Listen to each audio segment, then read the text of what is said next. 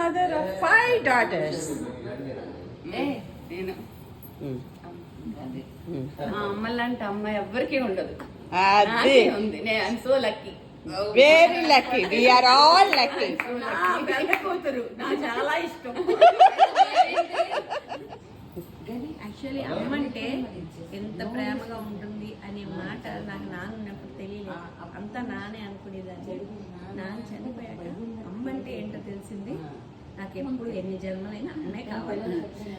నా రెండో కూతురు నాకు ఇష్టం. అదన్నా అమ్మ గురించి చెప్పడానికి నాకు మాటలు చాలా రావడం లేదు. అమ్మ వల్లే ఈ రోజు మేము ఇంతవరకు వచ్చాం. నా మూడో కూతురు చాలా ఇష్టం. చెప్పారు మా అమ్మ గురించి వాళ్ళ మాటల్లో. ఇప్పుడు నేను చెప్పేది ఏంటంటే, మా అమ్మ మాకు ధైర్యం, బలం. మా అమ్మని చూస్తూనే మేము పెరిగాము. నేను యుఎస్లో ఉన్నప్పటికీ